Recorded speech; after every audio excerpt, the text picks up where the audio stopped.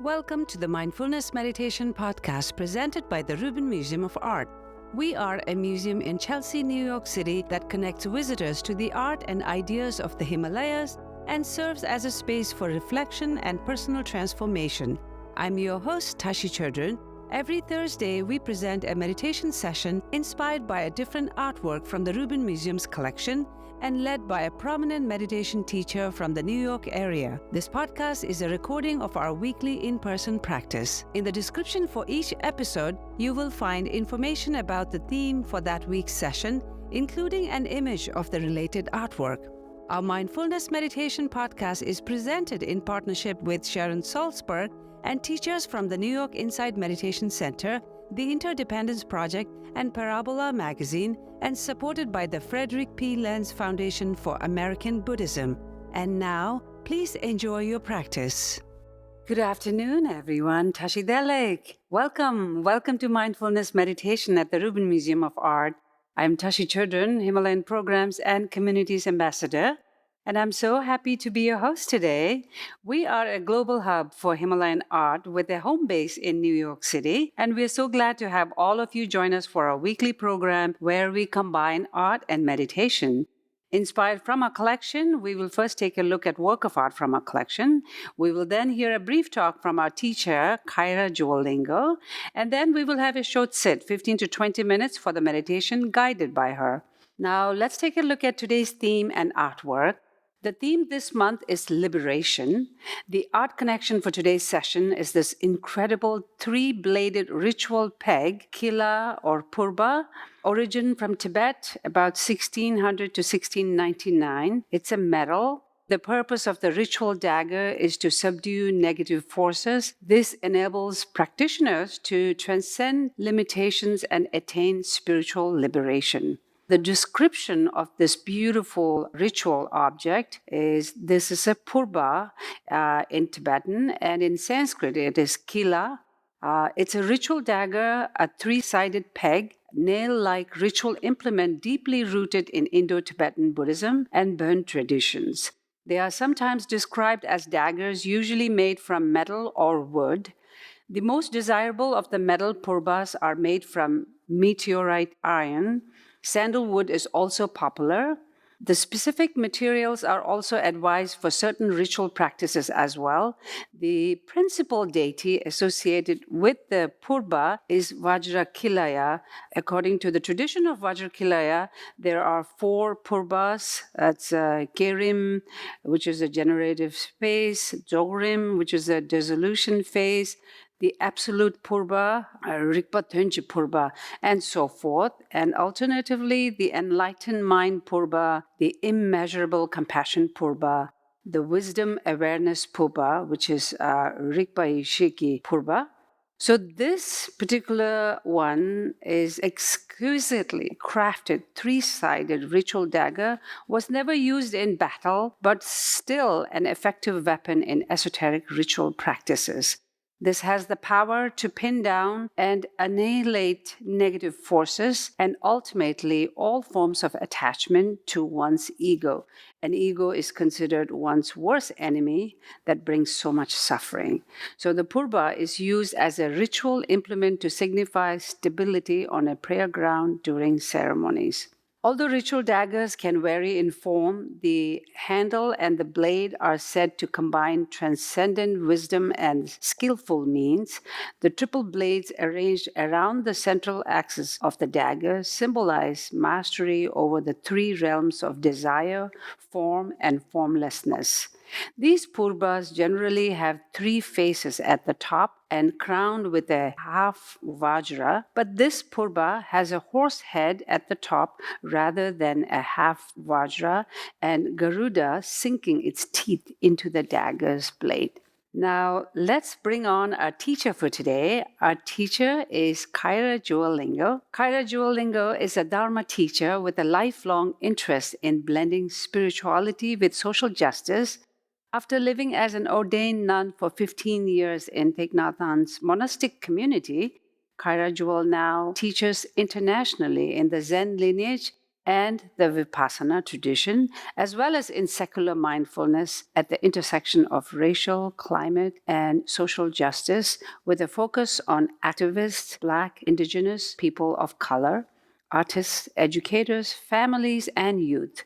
Based in New York, she offers spiritual mentoring to groups and is the author of We Were Made for These Times 10 Lessons in Moving Through Change, Loss, and Disruption from Parallax Press. Kaira, thank you so much for being here. Please help me in welcoming Kaira Joel Lingo.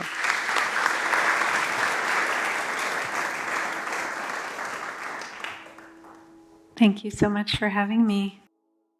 Much gratitude for your explanation of this ritual peg dagger. So I want to share a little more about the theme of liberation as a force that can cut through our attachments and liberate us from what we are holding on to, what's holding on to us. There's a wonderful bodhisattva in the Buddhist cosmology whose name is Manjushri. The main tool Manjushri holds is the sword of wisdom, which cuts through our illusions, our deluded states. And so that's what attracted me. We get to choose one of the art pieces, and that's what attracted me to the one for this week. And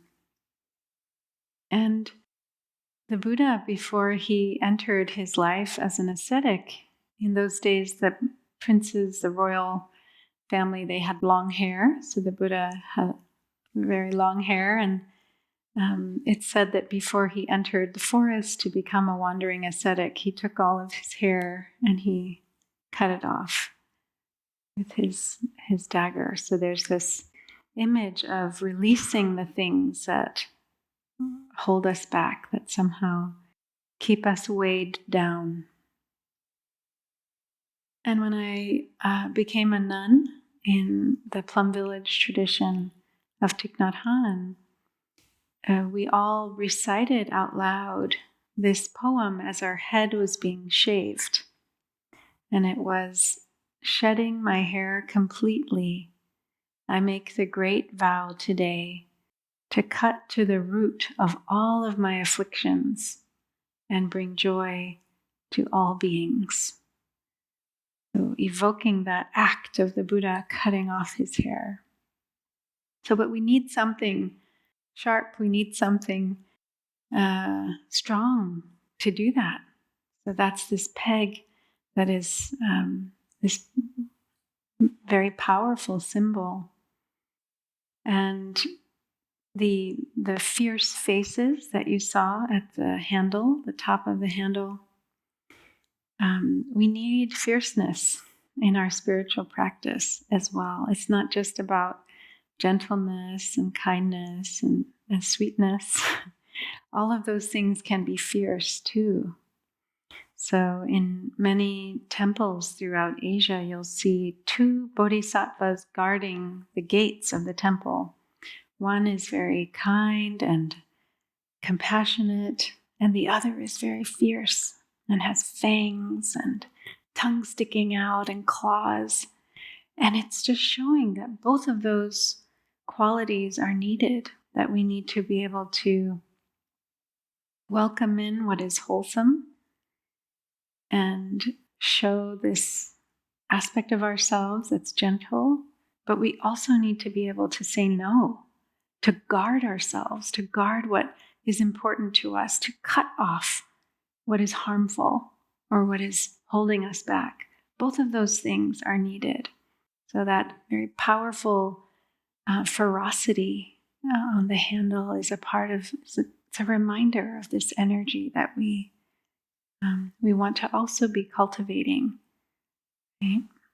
That's a kind of courage as well, to do things that are difficult, that kind of ferocity.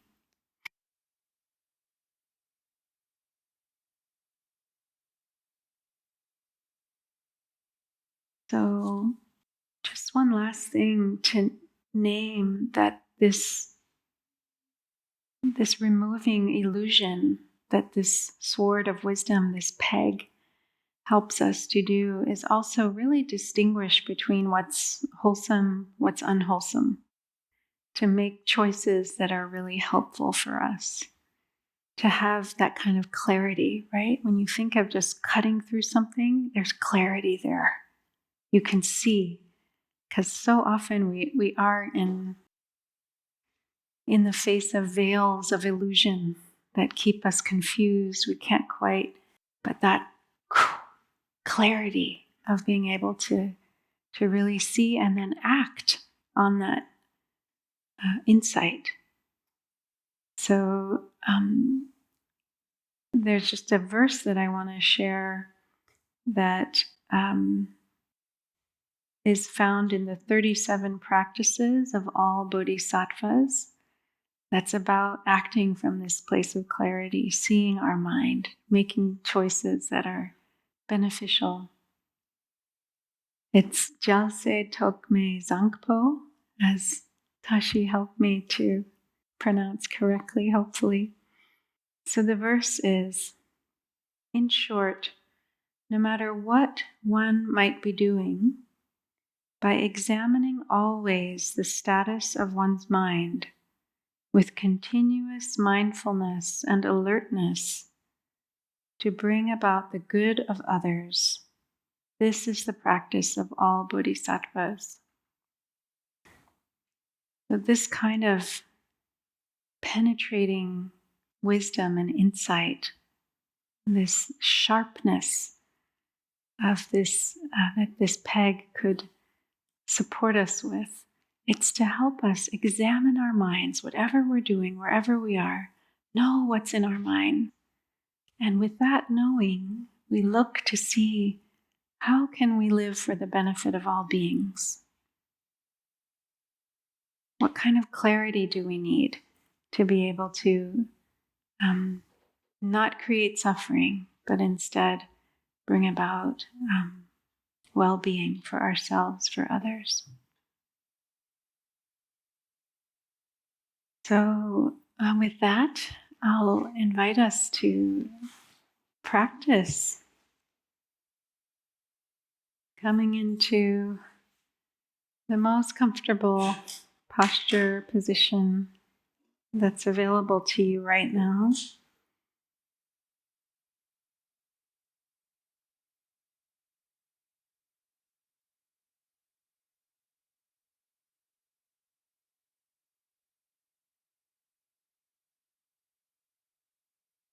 And feeling your breath, feeling your body.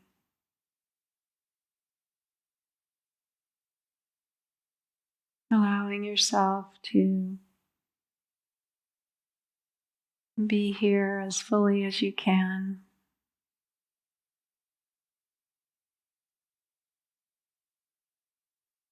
If there's any parts of yourself that are still somewhere else in the past, in the future, in some other location, gently calling them to be back here with you, to unify yourself.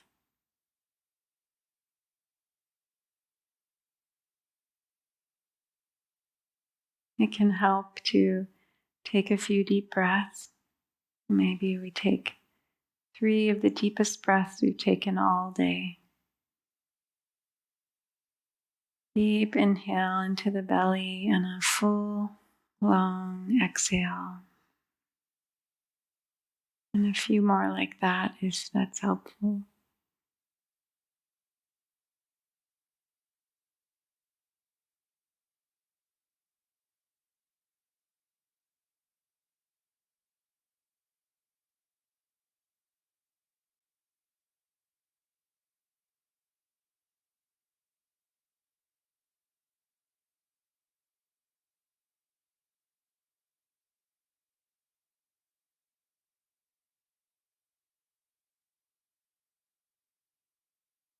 And letting our breathing return to its natural rhythm. Maybe long, maybe short breaths, that's fine.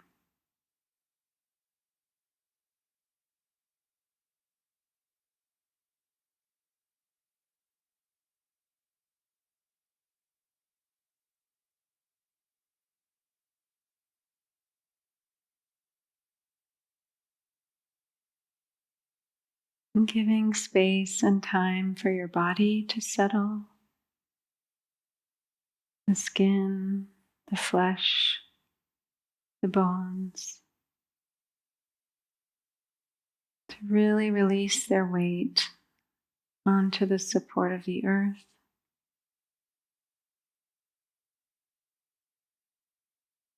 To soften in places that may be holding tension. Letting awareness caress the face and let go of tightness in the face. And anywhere else in the body, opening, releasing, just feeling.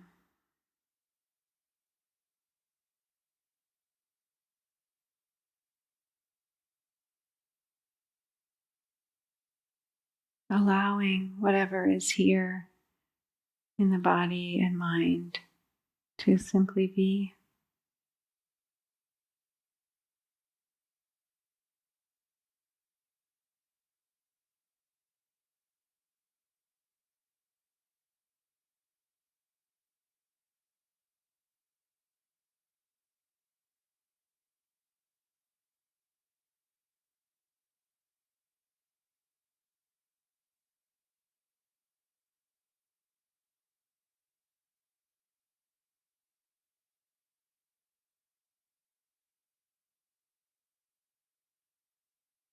And so contemplate now if there's a situation that may be somewhat challenging in your life right now, if there's some suffering, some difficulty, some confusion,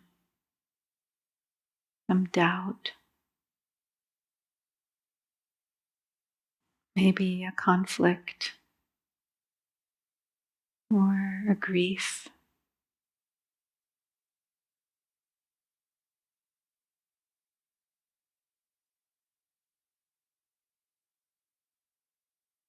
And just as a gentle exploration, inquire if there is anything that you might be attached to or holding on to that is contributing to this difficult situation.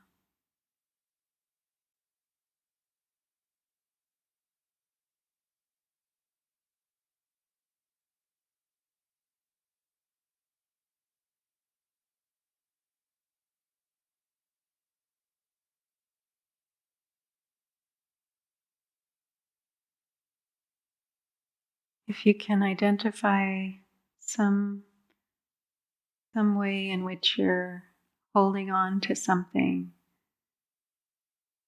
grasping, clinging, is there a possibility to let this go even a little bit?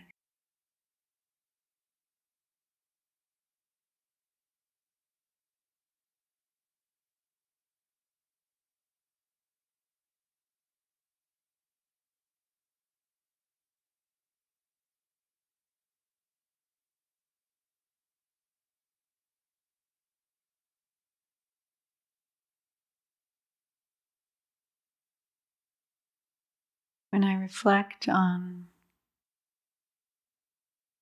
an argument that I was a part of recently, I'm aware that I was attached to being seen in a certain way by the other person. I was attached to the other person behaving, thinking in a certain way. that contributed to my suffering, not just what the other person did or said, but my own attachment to how I wanted things to be.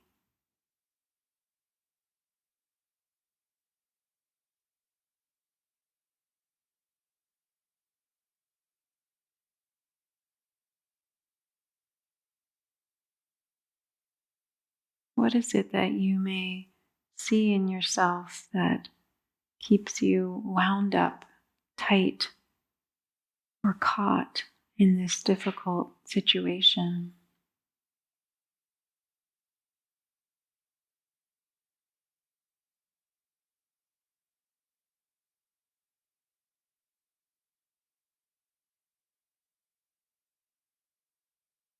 And if you need support to release, maybe you call upon this sword of wisdom, this dagger that can help cut through the illusion.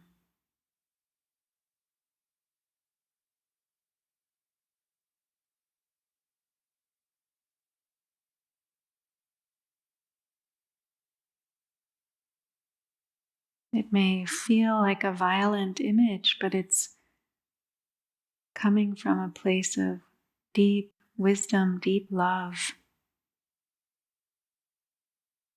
because it wants to help us get free, to be liberated.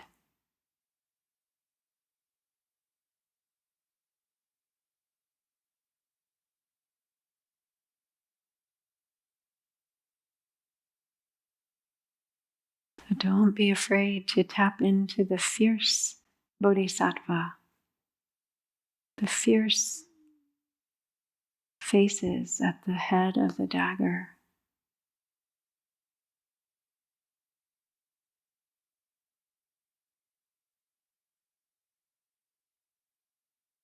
They're not fierce out of aversion, out of hatred. They're fierce out of kindness, out of compassion.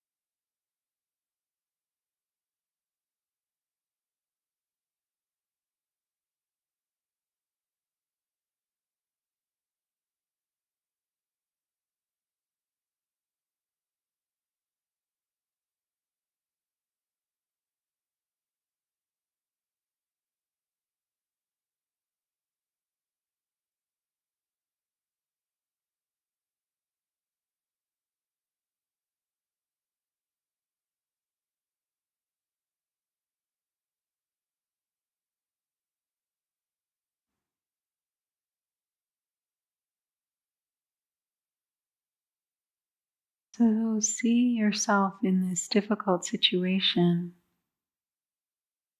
On the other side of it, what would it feel like in your body to be free in this situation?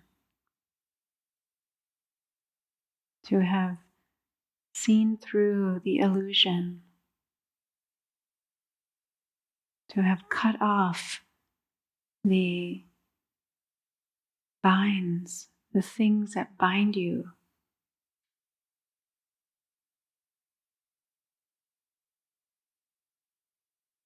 What would liberation feel like, be like in this situation?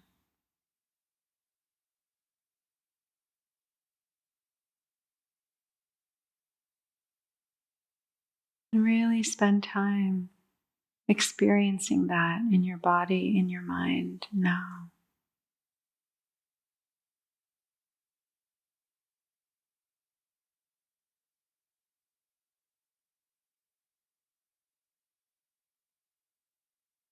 No longer caught, no longer afraid, no longer defensive, no longer silent.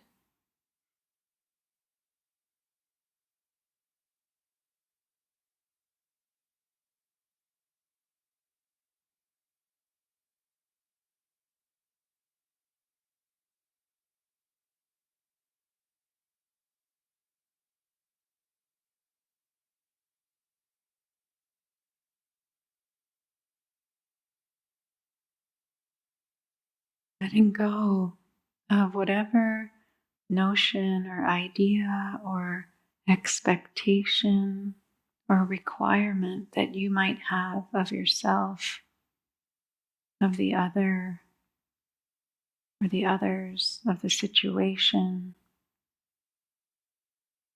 What would it be like to completely renounce, as an act of love, all the requirements you have of this situation, of yourself,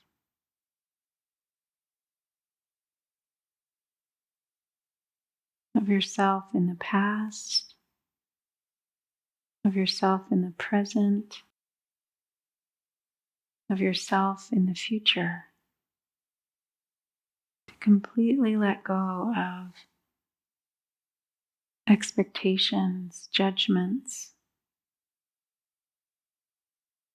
requirements of how you should have been, how you are, how you must be.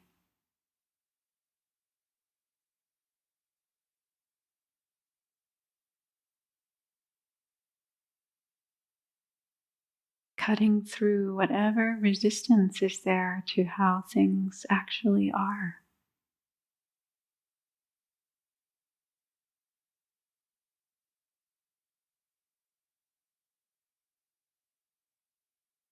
Letting go. Letting things be just as they are.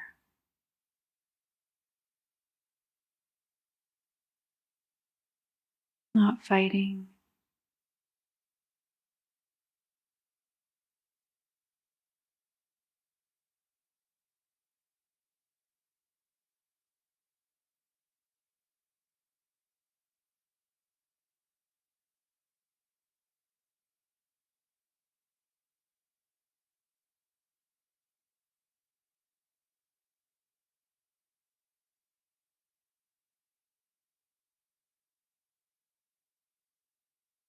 In short, no matter what one might be doing, by examining always the status of one's mind with continuous mindfulness and alertness to bring about the good of others, this is the practice of all the bodhisattvas.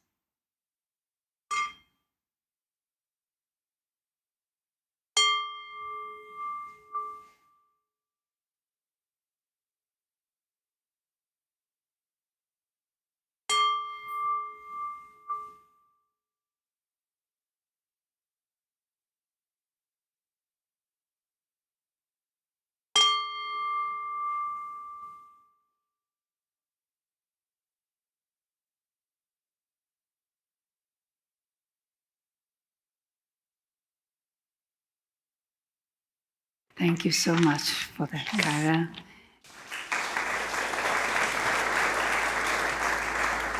That concludes this week's practice.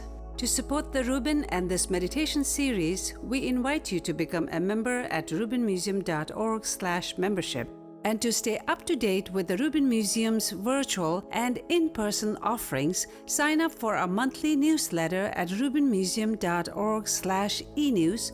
I am Tashi Chodron. Thank you so much for listening. Have a mindful day.